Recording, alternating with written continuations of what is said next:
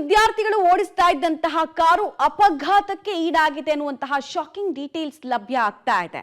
ಇಬ್ಬರು ವಿದ್ಯಾರ್ಥಿಗಳು ಸಾವನ್ನಪ್ಪಿದ್ರೆ ಉಳಿದ ಇಬ್ಬರಿಗೆ ಗಾಯಗಳಾಗಿದೆ. ಗದಗ್ನ ಹುಲಕೋಟಿ ಇಂಜಿನಿಯರಿಂಗ್ ಕಾಲೇಜ್ ಬಳಿ ಈ ಘಟನೆ ಆಗಿದೆ.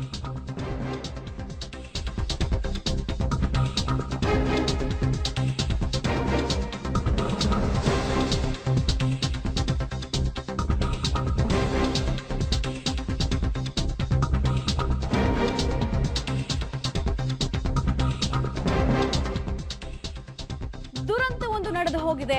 ವೇಗವಾಗಿ ಬಂದ ಕಾರು ರಸ್ತೆ ಪಕ್ಕದ ವಿದ್ಯುತ್ ಕಂಬಕ್ಕೆ ಡಿಕ್ಕಿ ಹೊಡೆದಿದೆ.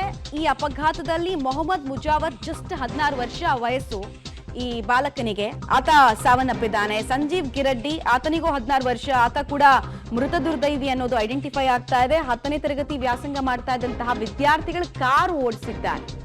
ಅಪಘಾತಕ್ಕೆ ಇವೆಲ್ಲವೂ ಕಾರಣ ಆಗಿದೆ. ಶಾಲಾ ವಾರ್ಷಿಕೋತ್ಸವವನ್ನ ಮುಗಿಸಿ, ಅಂದ್ರೆ ಆನ್ಯುವಲ್ ಡೇ ಇತ್ತು, ಅದನ್ನು ಮುಗಿಸ್ಕೊಂಡು ಅವ್ರಿಗೆ ಕಾರ್ ಸಿಕ್ಕಿದೆ ಅವ್ರ ಕೈಗೆ. ಸೊ ಕಾರಲ್ಲಿ ಅವರು ಹೋಗ್ಬೇಕಾದ್ರೆ ಒಂದು ವಿದ್ಯುತ್ ಕಂಬಕ್ಕೆ ಡಿಕ್ಕಿ ಹೊಡೆದಿದ್ದಾರೆ. ಅಪಘಾತದ ತೀವ್ರತೆಯನ್ನ ಬಿಂಬಿಸ್ತಾ ಇದೆ, ನಿಮ್ಗೆ ಸೂಚಿಸ್ತಾ ಇದೆ ನೋಡಿ ಈ ದೃಶ್ಯ.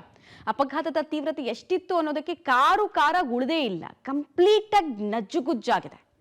ಇನ್ನೂ ಹೇಳ್ಬೇಕು ನಿಮ್ಗೆ ಅಂತ ಹೇಳಿದ್ರೆ ಒಳ್ಳೆ ಮಾಂಸದ ಮುದ್ದೆ ರೀತಿ ಆ ಕಾರಿನ ಭಾಗ ಕಾಣಿಸ್ತಾ ಇದೆ. ಕಾರು ಅನ್ನೋದಕ್ಕೆ ಆ ಟೈರ್ ಬಿಟ್ರೆ ಇನ್ನೇನು ಉಳಿದಿಲ್ಲ ಅಲ್ಲಿ ಕಾರು ಅನ್ನೋದನ್ನ ಸೂಚಿಸೋದಕ್ಕೆ. ಅಷ್ಟರ ಮಟ್ಟಿಗೆ ಡ್ಯಾಮೇಜ್ಗೆ ಒಳಗಾಗಿದೆ. 10ನೇ ತರಗತಿ ವಿದ್ಯಾರ್ಥಿಗಳು 4 ಜನ ಕಾರಲ್ಲಿ ಇದ್ರು ಅಪಘಾತದ ಸಂದರ್ಭದಲ್ಲಿ ಅನ್ನೋದು ಗೊತ್ತಾಗ್ತಾ ಇದೆ. ಗದಗ ಗ್ರಾಮೀಣ ಪೊಲೀಸ್ ಠಾಣೆಯಲ್ಲಿ ಈ ಕುರಿತು ಪ್ರಕರಣ ದಾಖಲಾಗಿದೆ. ನಂಬರ್ 1, ಇವ್ರಿಗೆ ಕಾರು ಹೇಗ್ ಸಿಕ್ತು ಮತ್ತು ಕಾರು ಯಾರಿಗೆ ಬಿಲಾಂಗ್ ಆಗತ್ತೆ, ಆ ಪೋಷಕರದ್ದು ನೇರ ಹೊಣೆಗಾರಿಕೆ ಇದೆ ಇದರಲ್ಲಿ. ಇಷ್ಟು ದೊಡ್ಡ ಅಪಘಾತಕ್ಕೆ ಅವ್ರು ಎಲ್ಲರೂ ಕೂಡ ಹೊಣೆಗಾರರೇ.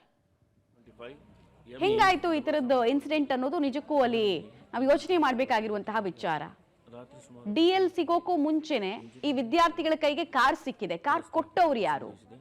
ಕಾರ್ ಯಾಕೆ ಈ 16-17 ವರ್ಷದವರಿಗೆ ಸಿಗಬಾರದು ಅನ್ನೋದಕ್ಕೆ ನಮ್ಗೆ ಅನೇಕ ಉದಾಹರಣೆಗಳು ದೇಶದಾದ್ಯಂತ ಇದೆ. ಆದ್ರೂ ನೋಡಿ, ಪೋಷಕರು ಪುತ್ರ ವ್ಯಾಮೋಹಕ್ಕೆ ಮಣಿದು ಅಥವಾ ಇವ್ರ ಪ್ರೀತಿಗೆ ಮಣಿದು ಕಾರ್ ಕೊಡ್ತಾರೆ, ಮಕ್ಕಳು ಜೀವಂತವಾಗಿ ಆಚೆ ಬರಲ್ಲ. ಆನ್ಯುವಲ್ ಡೇ ಮುಗಿಸ್ಕೊಂಡು ಬರ್ತಾ ಇದ್ರು 4 ಜನ ಅನ್ನೋದು ಮಾಹಿತಿ. ಕೆಲ ಗಂಟೆಗಳ ಹಿಂದೆ ಜೀವಂತವಾಗಿದ್ರು, ಫಂಕ್ಷನ್ ಅಟೆಂಡ್ ಮಾಡಿದ್ರು, 10ನೇ ತರಗತಿ ಸ್ಟೂಡೆಂಟ್ಸು. ಬಟ್ ನೋಡಿ ಎಂತ ದೊಡ್ಡ ದುರಂತ ಸಂಭವಿಸ್ಬಿಟ್ಟಿದೆ ಅಂತ. ದೃಶ್ಯಾವಳಿಗಳನ್ನ ನೋಡ್ತಾ ಇದ್ದೀರಾ. ಕಾರು ಅಪಘಾತದ ತೀವ್ರತೆಯನ್ನ ಸೂಚಿಸ್ತಾ ಇದೆ.